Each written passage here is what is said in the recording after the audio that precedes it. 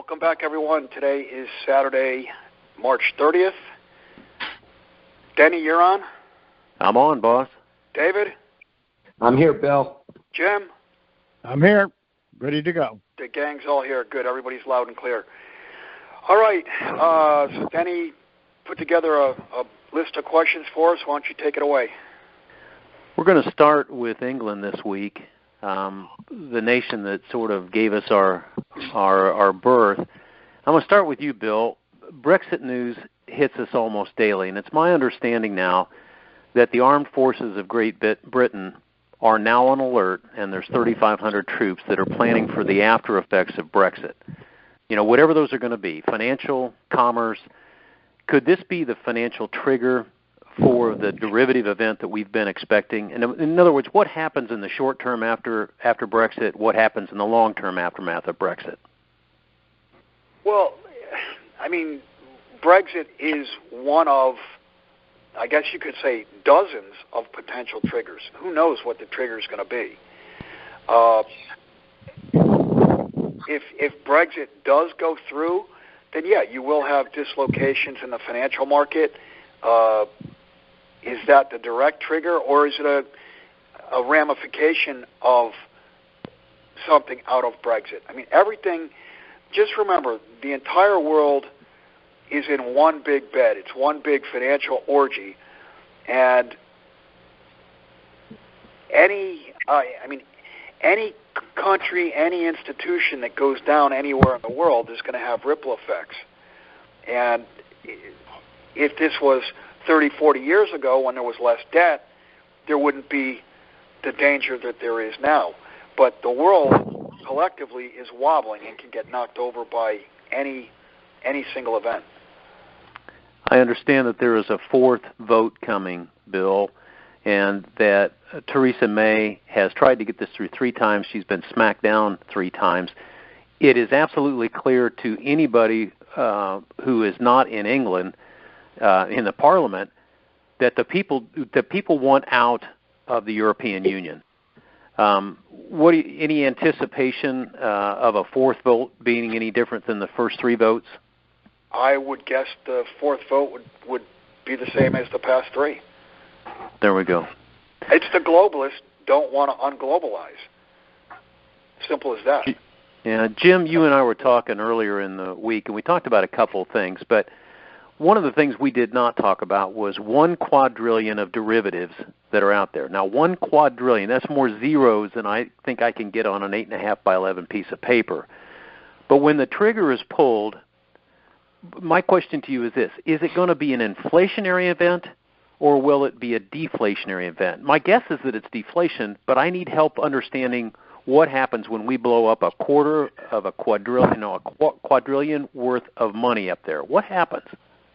Well, I think we need to take the listeners through a couple of simple definitions, and that is that most of the geniuses, financial leaders, heads of treasuries, and international financial organizations brush off the quadrillion number, saying that we're looking at something which is a nominal value, meaning that it is the full settlement value of a contract. But how much money goes into a gold contract or into any other commodity contract? And therefore, we're increasing the size of the problem at least by a measure of 5, but even 10. Now, the next definition is that you have to give that as real. In other words, there's the notional value and real value.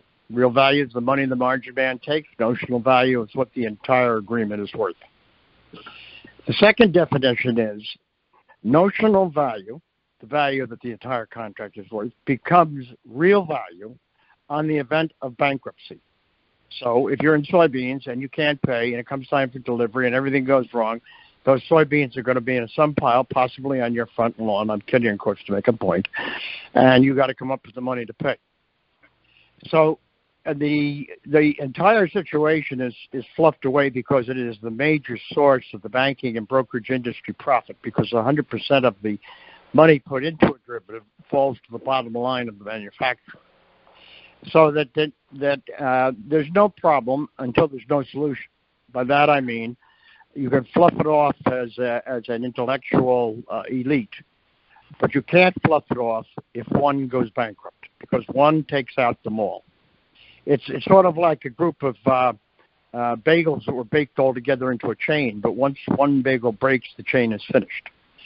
When one major derivative is bankrupt, all derivatives will follow because of the impact on interest rates and the impact on general finance and the impact on that contract, the impact on that bank, the impact on that entity which supports that bank, etc., and right down the line. So what you've just said is a number beyond anyone's ability to intellectually calculate, which is the real value of all the derivatives that have been written. That was the nominal value. So once we go into a debt situation, a debt upset situation, into a general bankruptcy situation, the value becomes in the trillions that have just exploded.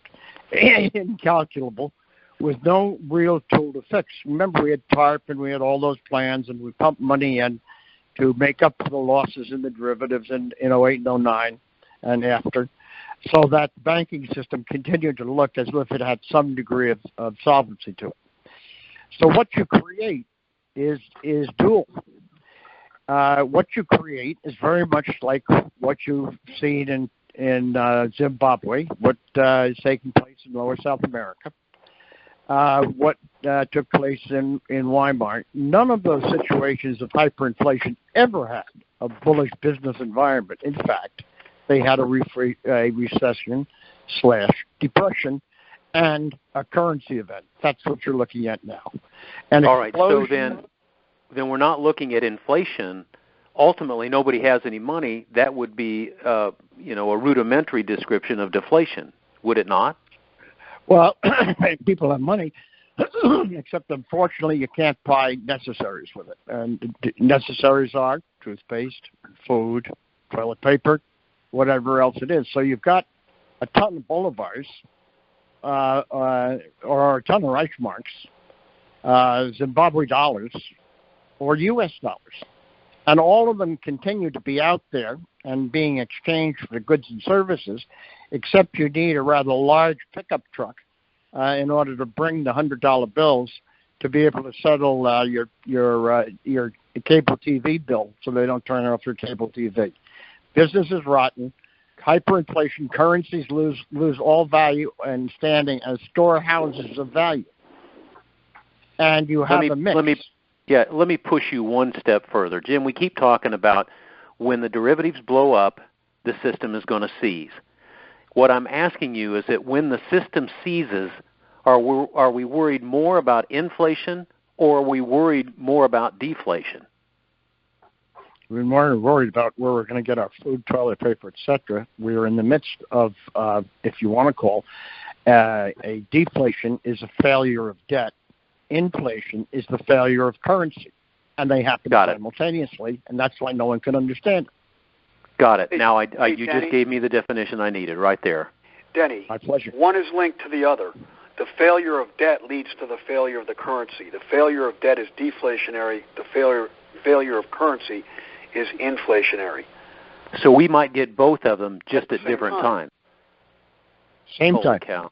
Simultaneously. That's why we're on this mission. Nobody. I mean, when I gave you a preamble and then I gave you the bottom line. Bottom line was one sentence, but without the preamble, the one sentence would not have meant anything. What we're in for is two weather systems at the same moment, contrary to each other in terms of definitions, and the era is totally semantical. We're in for one hell of an experience. The type that took place in every similar situation in world economic history. With one difference, Jim. The difference being the dollar is the reserve currency for the world. The past and all regional. Who knows? Yeah, but who knows? Reserve currency is defined as the currency most held in reserve. Well, the day it happens, it's still going to be the dollar most held in reserve. So everybody's going upside down. That's my point. Yeah, everybody goes upside down, pear-shaped backwards. Dave, you have been paying attention to the military longer than any of us. I read that the Department of Defense just ordered $250 million worth of gas masks. I saw it on Zero Hedge, and of course I tried to do a deep dive. What the heck's going on here? What do they know that they aren't telling us? Who would order $250 million worth of gas masks? Well, you know, as we've gone through the past several years, you've seen a lot of events like this where ammunition became short because the government was ordering it up. You never know. It could be part of a normal government procurement process, and I try never to read too much into one event. I try to look at the larger picture, and that is it doesn't surprise me that they're procuring it.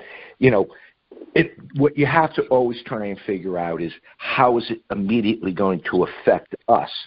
And if it comes down to where the military is using this type of equipment against the civilian population, we're in a serious amount of trouble because there's no place to go from that, is there?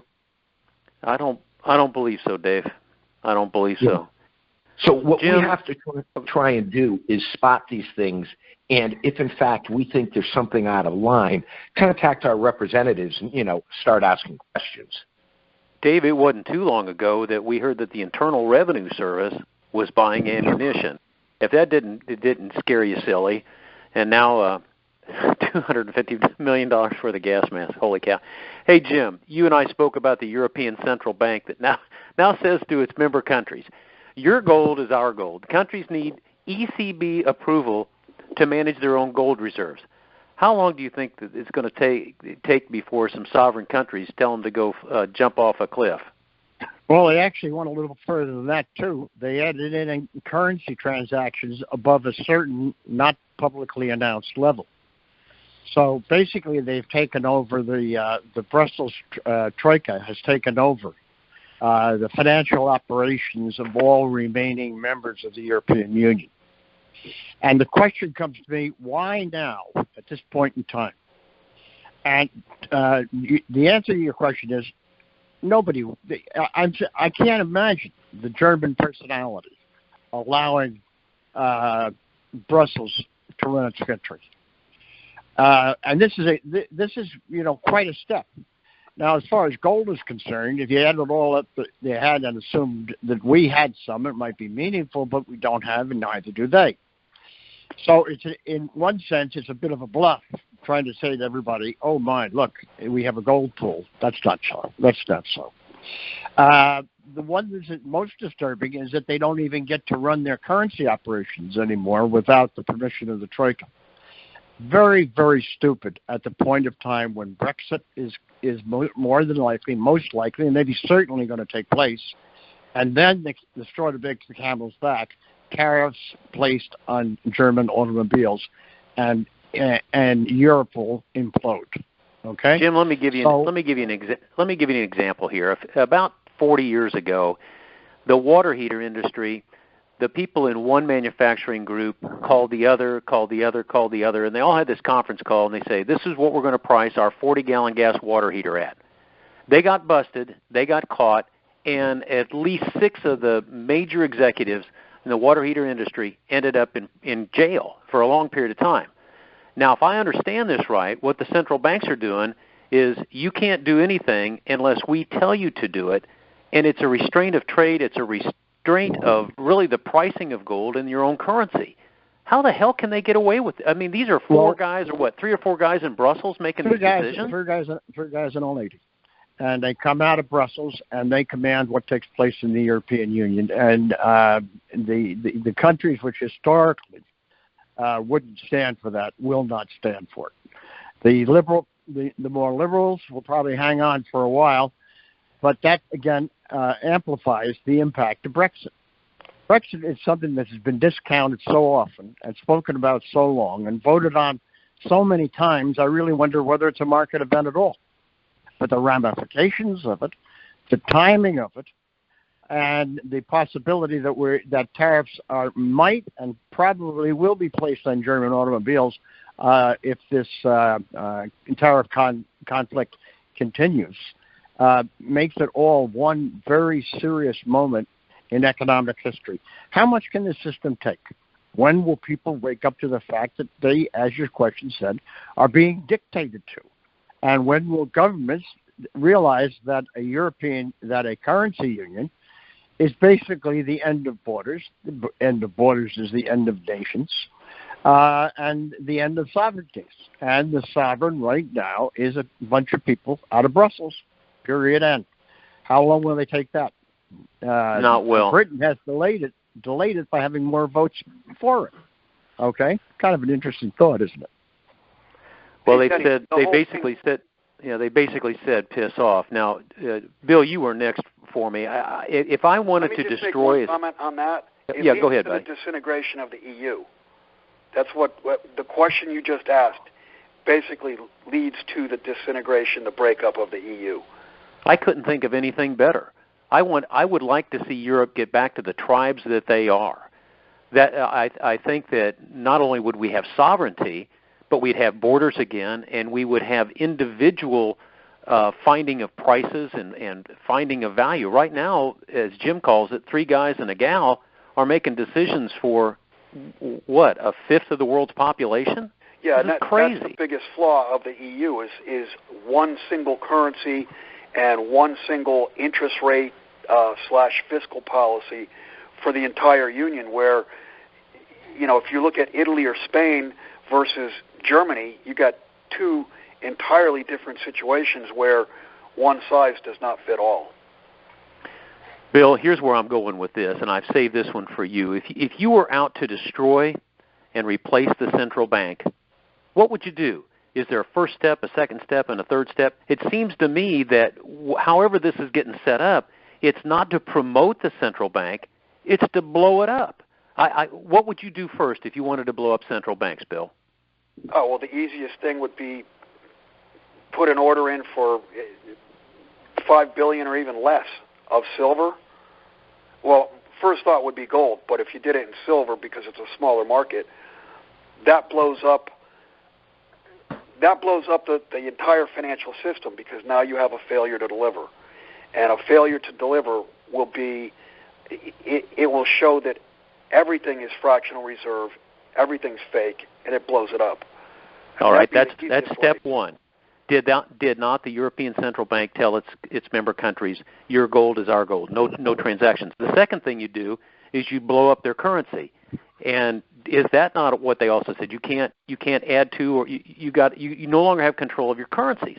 It seems to me that this is almost an orchestrated move to blow up central banks by the central banks. And it's crazy. I can't figure out what they're doing.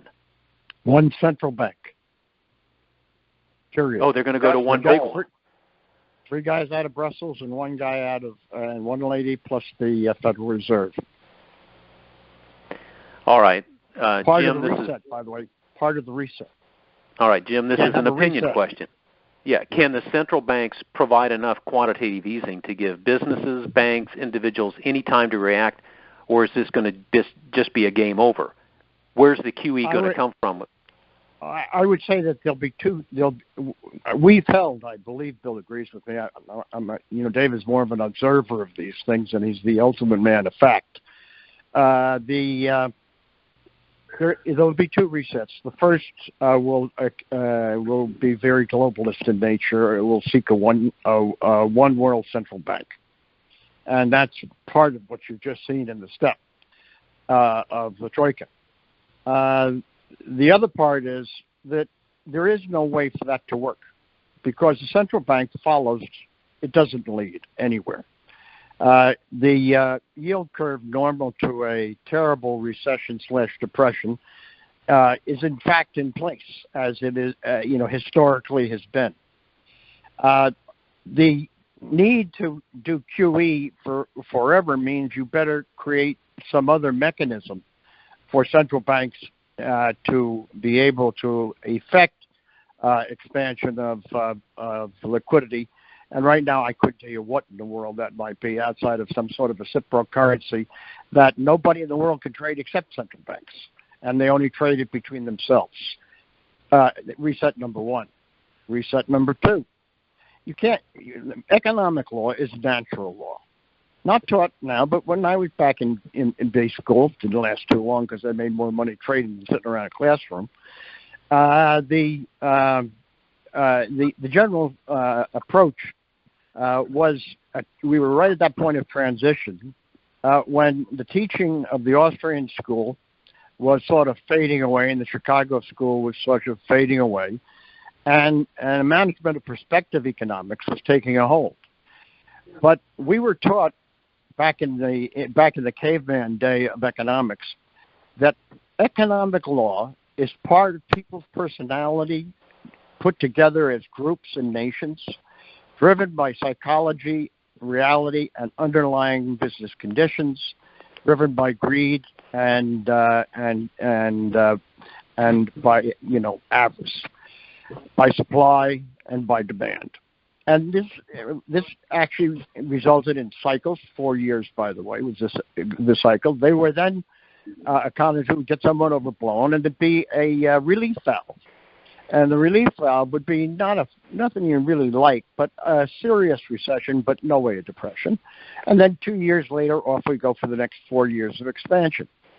Now we've eliminated the safety valve because we've decided that there is no law of economics. It has nothing to do with natural law. And if we can convince people that everything is good by jamming markets up, then those people will be happy and joyful and go out and buy and run up their credit. And what it has done is, yes, people have been happy and cheerful and bought and run their credit to a point where it can't go any further. Therefore, we're going to revert back. Okay, everybody about face. Return to the beginning. That's why we've been saying be your own central bank. Learn how to take care of yourself. Understand the rule of law will come back, but it's going to go through a much worse case of lack of that rule until we see it.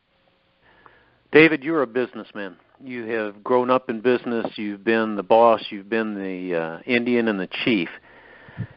Do you think that the United States, whether it is the Department of Treasury or the United States as a whole, is smart enough to finance infrastructure before defaulting, following what the Chi-Coms have done? And the reason I ask you this is because I'm not convinced that the U.S. is smart enough to slow walk the devaluation. But, Dave, we've seen the Chinese build 2 or 3, nation states within their place, and they're totally unoccupied. But they were smart enough to have infrastructure instead of just paper.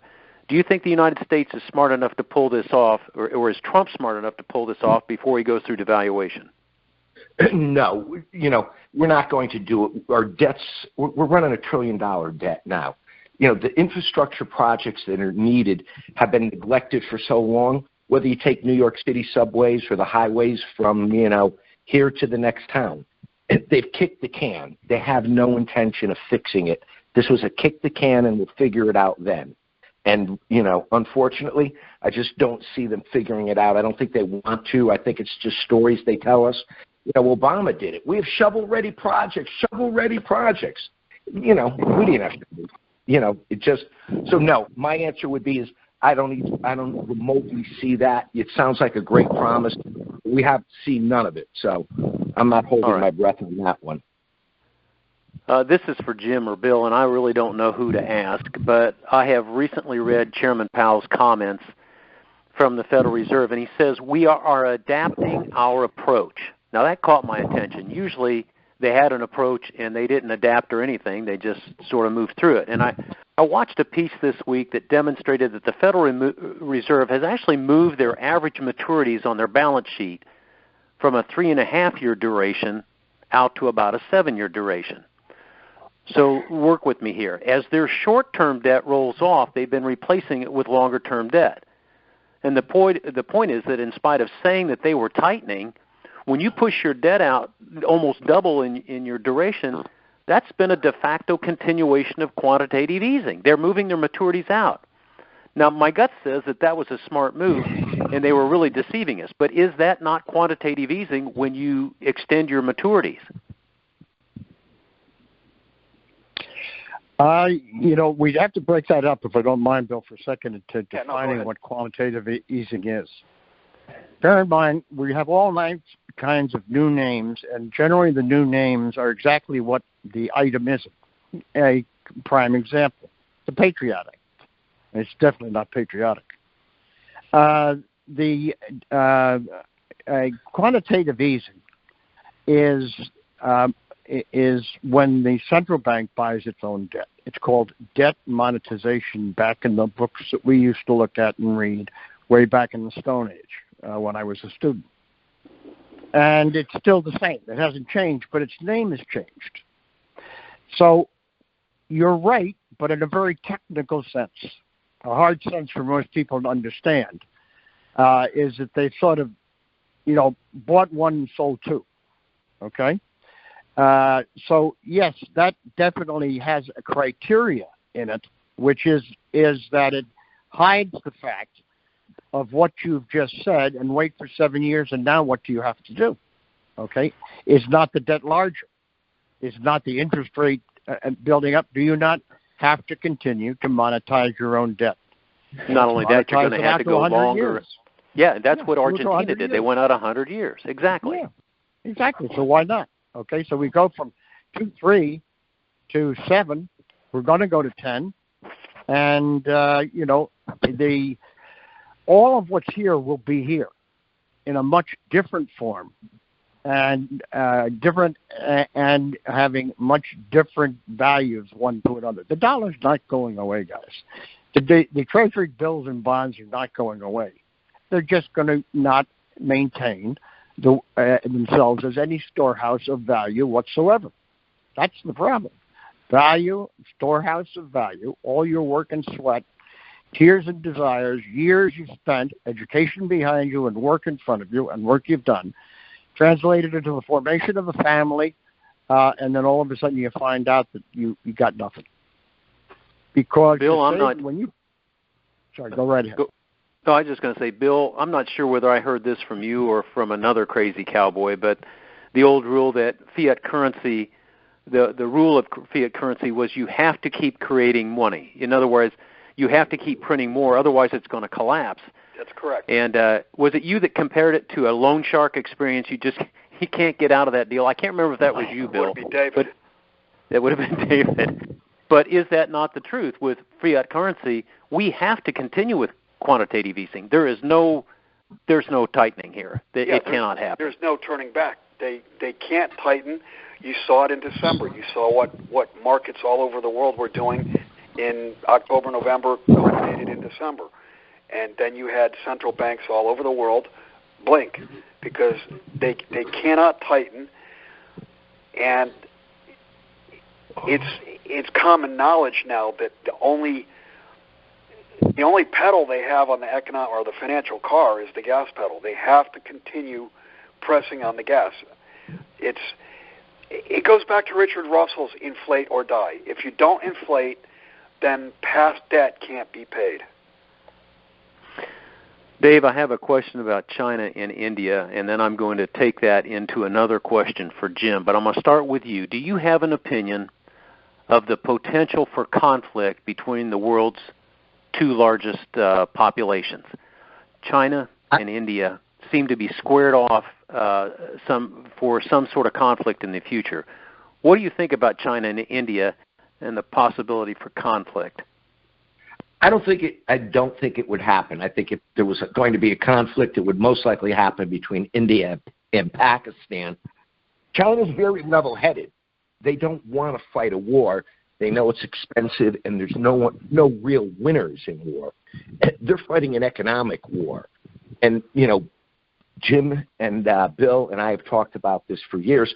Why fire a shot if I could beat my enemy with his own weakness? And that's the dollar. So, no, I don't see China and India going at it. I just don't see that it's beneficial to either one of their positions. Jim, there are two different gold policies between China and India. China's gold policy is a public policy, and they encourage even their citizens to own it. India's gold policy is that they're nervous because all of their citizens own gold.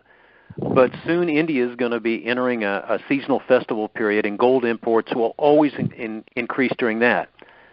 This price hit that gold has taken these last, I'm going to say, couple months here, is it likely that we're going to see more stimulation both from China on a public policy and India from a private policy, and that will put pressure on the price of gold to the north? I mean, it's going to go up. Is that a safe assumption? It's a safe assumption that there isn't an Indian alive who's not a politician. Let's take the 222 politicians out. Indian citizens do not trust the rupee. And if you had trusted the rupee, you'd be extraordinarily embarrassed over the last many years.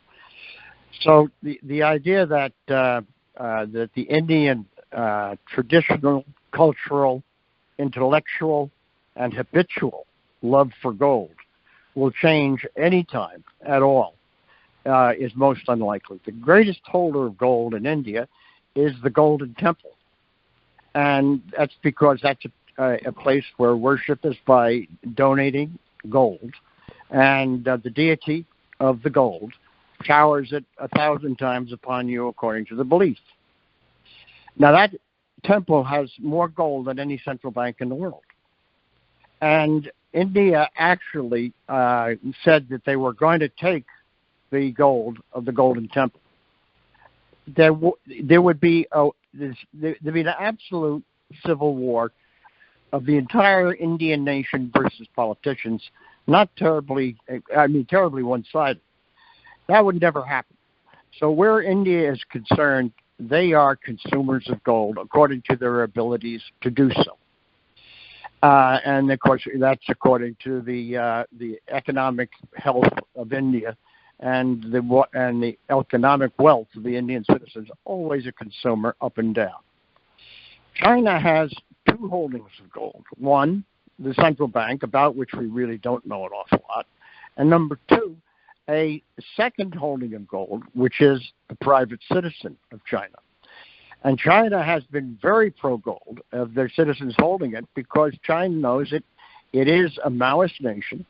And if it asked its citizens to turn over their gold for a copper button that said obedient citizen, they would turn over their gold as Maoists to be obedient citizens. Don't kid yourself. So the economic war is a double-barrel shotgun coming out of China. Two central banks, not just one. India, they'll never give up. Anytime you have Diwali or any of the great holidays in India, and I have a home over there, and I've spent many years in India, don't tell them to put their money in a bank. Don't tell them the rupee's worth anything more than what you can wrap it in. Their bank is their wife's neck. And their wife's neck has gold chains around it. And from the Indian farmer to the Indian billionaire, his wife has to be carried with the gold on her. There is a tradition that will never be broken. Here's why I position the questions the way I did. Dave seems to be of the same flavor that I am, that I don't think India and China will square off. I think that's positive for commerce. I think that's positive for the world. India is not going to back off on its gold purchases. China, by way of public policy, is not going to back off on gold purchases. I see fundamentally a terrific market right now for gold, just based on that. And when you add in Russia, I think of nothing for anybody. Physical gold? For the price of gold. Physical gold or paper gold. If you can pound down the market, if you can pound the market with $1 billion worth of gold Monday morning, just at the proper times when the physical markets overseas are at their lowest level of transaction, you can make the price of gold go anywhere you want, including keeping it under $1,300, if that's what you'd like to accomplish. I think I sent you that. I think I sent you the autopsy. Go ahead. Yeah, paper gold must fail to deliver. Transition of the price mechanism for determination, moving to physical gold, then name your price. All right, so I want to do let's do the autopsy on that $22 smackdown that took place this week. It was smackdown overnight and into the early morning. It was a paper derivative rate on the gold price, and I think that I understand, this was put out by CME Group. This is what took place. Gold was stable all through the evening.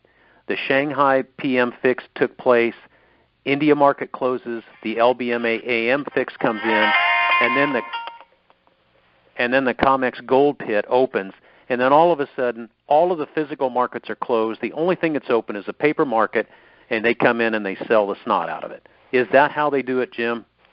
It's exactly how I did it in the other direction, which would made me a white hat cowboy and put the price of gold through 400 3 times. The last time I jammed it through 400, it went to 887.50. Confessions of a manipulator. But you had to wait for the physical markets to close. Well, just when I had the most power. Just when you had the most power. So, Bill, here's a question. We've got a lot of short sellers in gold, a lot of short sellers in mining stock. And if gold or stock, for either one, make a run, what happens to the short sellers if they can't afford to buy back the shares they sold short? I don't even know what happens to the shares that were borrowed for the short sale in the first place. So if a short seller can't cover, what happens, Bill? There's no borrowing, Bill. Yeah, there's no borrowing. They bankrupt. It's the old saying, he who sells what isn't his'n buys it back or goes to prison. Amen. Simple. You've got to understand that in gold, there is not like stocks. You borrow, if you're a legitimate human being and not a specialist, you borrow the share of XYZ to sell short, and you actually make the delivery, not so in gold. When you trade those contracts, that's nothing but an agreement between two parties. One party agrees to buy, the other party agrees to sell, but nothing happens until settlement date. And then generally, whatever the obligation is simply what they call rolled forward. In other words, made into longer contracts by a transaction. So there is no borrowed gold. That's counterfeit. COMEX contracts do not have gold behind them. There was one time when it was the finest contract in the world because it was guaranteed by the COMEX itself, by the board of directors of the COMEX, by any money the COMEX had, by every member of the exchange signed on to guarantee the contracts to every dime they had. Then they made themselves public corporations or part of public corporations, and the guarantee disappeared. And they did that to get rid of the guarantee. There's no guarantee in a COMEX contract on gold or silver. None. Nor Jim, is there any gold and silver. All right, so take this a step further. They did that because of the risk of being short. Absolutely. It's an infinite number.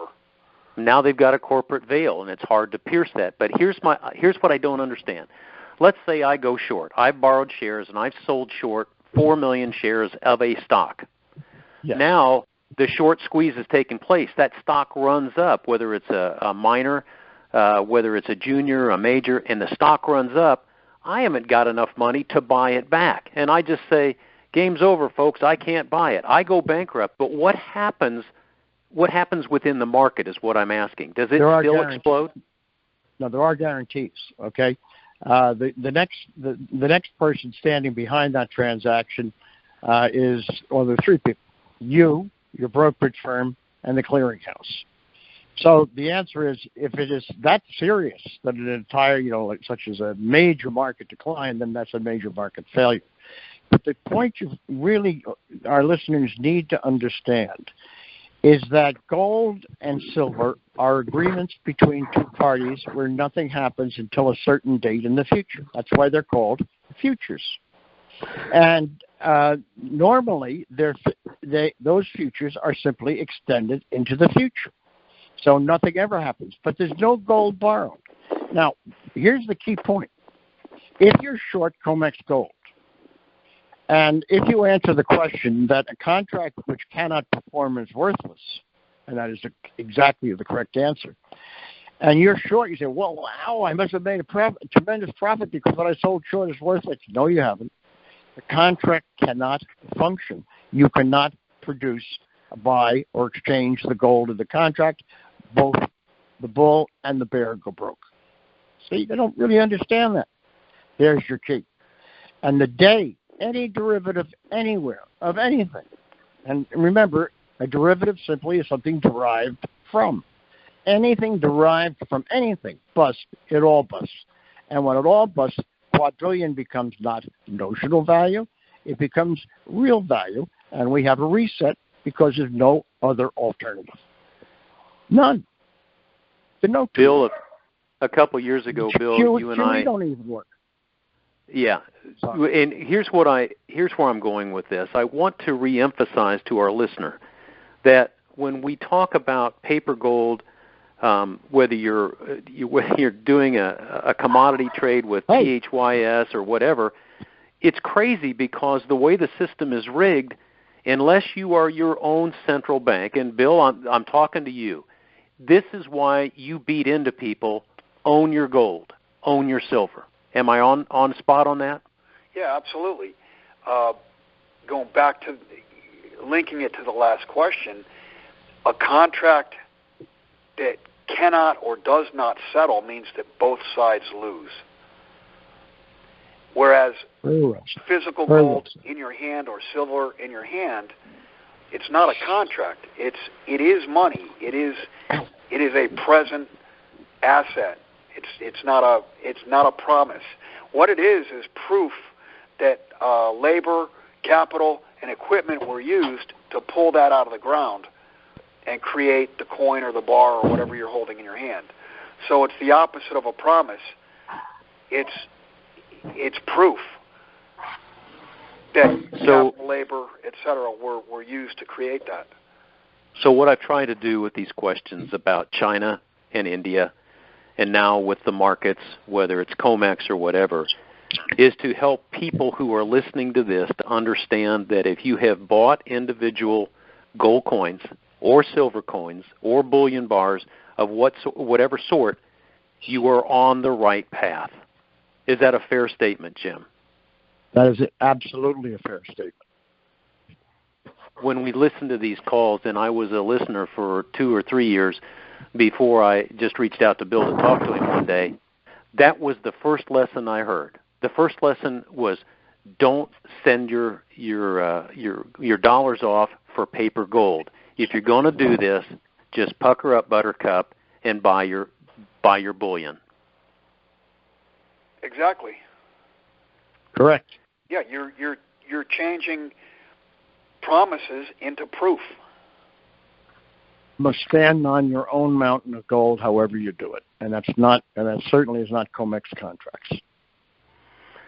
And Dave, I haven't forgotten. No point. Yeah, David, I haven't forgotten you. The first time anybody ever heard of a bump stock was about a year ago on the Vegas shooting, and I always thought that if we listened to the European people, it was always about giving away your guns. And we watched New Zealand. Immediately they went for the guns. Nobody's ever even heard of a bump stock, but I sort of get the feeling that this is just a test that the Supreme Court declined to stop the administration from enforcing its ban on bump stocks. Freedoms are eroded a little bit at a time, Dave, and I'm not a fan of a bump stock. I think it's the stupidest thing in the world because you can't fire in it, you can't get a good sight pattern. But that's not the point. They are banning things that we weren't expecting them to ban. Is this a forerunner of things in the future, you think, Dave? Yeah, I think it's already happening. And again, we saw the test on, when I say the test, the day of the Boston bombing, we saw people's houses being searched without a warrant. So, all these things are little tests. And use as an example the Patriot Act. That's a rather complicated, unpatriotic act that was already put together. It was pulled out of the drawer and instituted. So we have no idea what's sitting in the drawer at this particular time. So again, yes, I was concerned when I saw that. And again, I'm not a fan of the bump stock. It's a useless piece of equipment other than for shooting up the side of a car in, the dump if you're having fun with the boys. It's not a tactical device to be using. But in any case, yes, we've got to be really careful here. And again, I would say that the public has been lulled to sleep because, our present administration seems favorable to the NRA and, supporting our gun rights, but that could change in a heartbeat. It could change with a tweet. And again, national emergencies declared for one thing could be extended to other things. So I would say, yes, be very careful. Jim, we have a friend, Jeff, who lives in Ohio.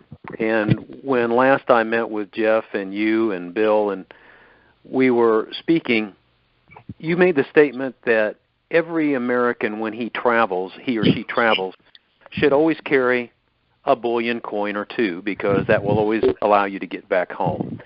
I'm going to push you a little bit. Maybe it's outside your comfort zone, but talk to me about the importance of, if you travel, whether it's out of the country or within the country, the idea of having a couple little gold coins, whether they're 10th-ounce U.S. Eagles or quarter-ounce U.S. Eagles or maybe some silver.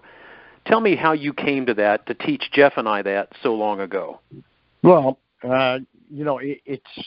it's plain common sense. It's total history, and it's also, in a sense, personal history. I was incarcerated, excuse me, guys, in Qatar for having a .38 round in my attaché case that I believe somebody who wished me ill had placed there during my trip to Oman. Out of Oman and into Qatar. So I spent a few days as the guest of the royal family of Qatar, which is quite an experience, because that means that I actually was in the Midnight Express, if anybody has ever seen that movie, because that's exactly what I was, being the only non-Arab in the lockup. Now, what saved my bacon in the lockup? Well, I've seen enough TV shows about locked up abroad and stuff to know that your money should go immediately into your socks, or your little gold coin should go immediately into your socks.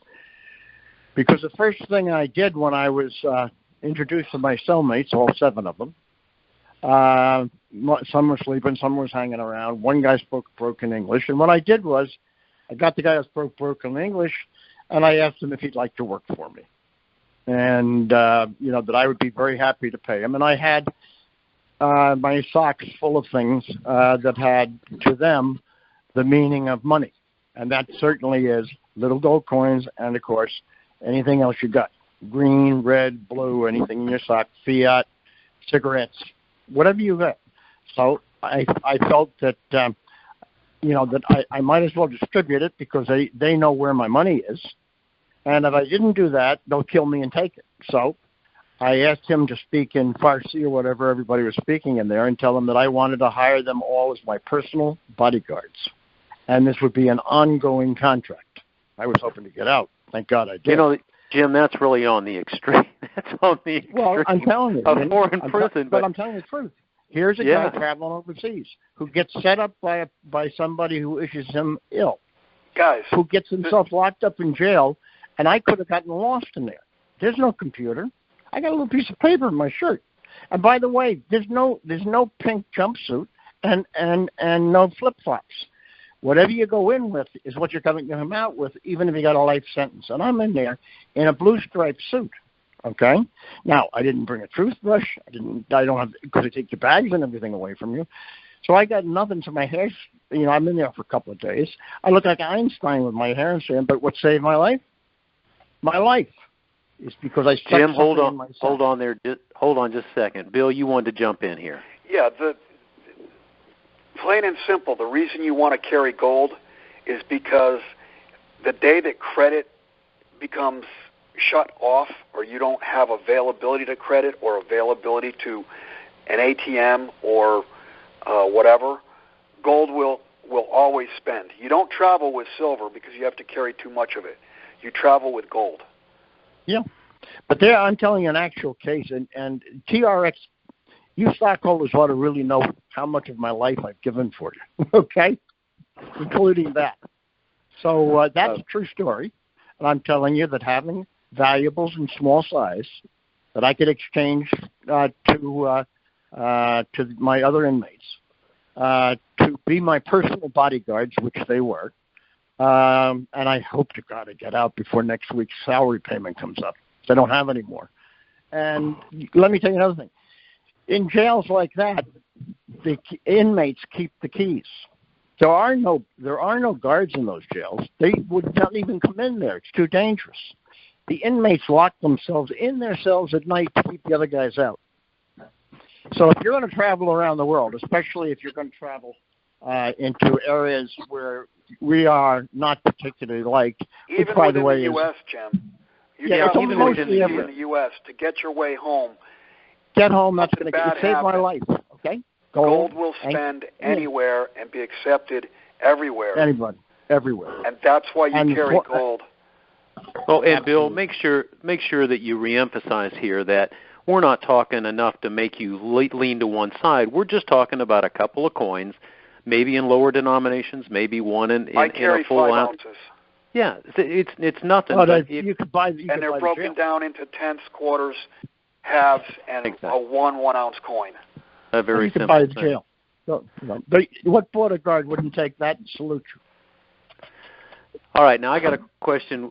Dave, you're about as well prepared as anybody I know in the witness protection program. And for several years, I heard Bill and Jim recommend that you not hold shares in a brokerage account. It's God's. Get out of the system. Now, I'm assuming that Dave or Bill or even Jim have done that. What a lot of us do not understand is how do you get a share out of the system and out of the broker's name and into your own name? And Dave, I'll start with you if you want to defer to Bill. But I need to know for our listeners, how do we do this if we want to get out of the brokerage name? It was simple because Bill was my broker at the time, and I simply called up his office and said I had my shares sent to me. And they told me they were going to charge me a couple bucks. They sent them to me, and I put them in a waterproof box, put them in an underground vault, and that's where they sit. And, till you need them, you don't have to do anything. They just simply sit there, and they're my pieces of paper. And if I decide to leave the country, I can grab my little waterproof briefcase and, go to whatever country I choose, and those certificates are mine with me. So, Dave, if I understand it, if you have an account at Fidelity or T. Rowe Price, you call the person handling it and you say to them, I want my shares in my name in physical form. That's all you have to do. That's all I had to do. But you'll get pushback now. You didn't used to get pushback. And back then, Dave, it was $10 a certificate, and it's now $500 for a certificate. What you want to do is you first want to do direct registration so that it moves to the transfer agent and it's on their books. It's no longer held on your broker's balance sheet. Because when you hold stock at a broker, it's not your stock. It's the broker's stock for the benefit of the client. So you're taking the broker completely out of the picture by moving the shares to the transfer agent. Then you can tell the transfer agent, once it's off the broker's books, you tell the transfer agent, please send me my shares. Bill, this week, if you would, I know that that's a legacy posting to the JSMineset website. If you could sort of let people know where that is. I actually had somebody ask me how to do this, and I did not know, but I knew that you guys would, and I promised them that I would ask the question. So if you could somehow bring that up to the forefront on the website, I think there's a lot of people who'd appreciate that. All they have to do is search under GOTS. End of story. That's it. That's it. And that's everything. That's not just getting your certificate out. That's getting out of the system. Bill, since you're talking, assuming that China and the United States come to an agreement, and I really believe we're pretty close to an agreement for trade and tariffs, and that I think some tariffs will remain coming into the U.S. But all that being said, what does that really mean for the United States if China and the United States come to an agreement for trade? I don't even think it's a big blown up media thing. The system, the entire system is slowing down. The entire system is over indebted. And yes, tariffs are bad because that slows the system down even further. But you will get a rally out of the stock market. if they come to a trade deal. But is that going to be the magic wand that fixes everything? Absolutely not. There is no magic wand because the debt is already in place, and debt never goes away unless you either default on it or default on it by lowering the value of the currency to make it payable. Okay. That's called a jubilee, by the way. That's yes. Another interesting. It's the Contra-T cycle, and it's written in the Old Testament. 58-year jubilee. I sort of remember that 7 years, 7 times 7 years or something like that. Years. I think that's 49 years, right? Yep. Dave, one more question for you, and then I'm going to let Jim and Bill wrap it up. Jussie Smollett, equal justice for all. How did that sit in your stomach this week, watching that take place, Dave? Well, I caught the headlines. It's not a story that I had followed. I'm familiar with the event, but I write that stuff all off as it's Vince McMahon WWF entertainment for the public. It's something to distract them, and they could all rock'em sock'em robots. Of course, it's absurd. I mean, and again, to think that the guy's getting a pass, you almost have to say, did they do this just to incite a riot? Because there is no rule of law. I'm a firm believer in that. I could post so many articles proving what I'm saying. There is no rule of law. It's selectively enforced depending on who has your back at the moment. So yes, it's a symptom of what's going on in our whole country. Dave, the old saying was, it's better to be rich and guilty than poor and innocent. And I really think that you hit on something here, is that it was a distraction to take us off of either the Mueller report or even the FISA warrants and all that's been going on there. Guys, that's all I had on my list of questions. Jim, have you got anything you want to wrap up? Now, what am I going to do for fun for the rest of the weekend? Because this is the most enjoyable time I have. Okay, thanks a lot. That's all I got to say. How was the birthday boy? I'm telling you, man, I made a new thing. I'm going to only have an 80th, a 90th, and a 100th, and so we're going on 10-year schedules because that was so much fun. It was wild. Okay, I've never had so many birthday parties in one day in my life. I understand you had a couple of visitors. I couldn't get away, but Dave drove down. Bill almost got arrested in Atlanta because he missed a flight. And but you just didn't hear what he did you? No, I didn't. He wanted to get on the airplane and demanded they open the door because it wasn't gone. And I mean that, and they looked at him and said, no. And you don't do that to Bill. Oh, boy. Well, Bill, you're the last pig to the trough here. You get to wrap us all up today. You got any final thoughts? I guess I would go back to how important it is for listeners that we continually get the same questions over and over, like this GOTS question. How do I get my certificate? Go in, type under the search GOTS, and read that. Everything is there. Every time we get that same question, it's like explaining how the wheel was built in the first place. It's all there. Read through it. It tells you exactly how to get your assets out of the system. Well, boys, while in the system, how to get out while in it. Yeah, if it's in the system and the system's up, you're fine. And the issue is if the system's down, what are we going to do? Yeah, well, then it's too late. Then it's too late. But that's the Federal Reserve.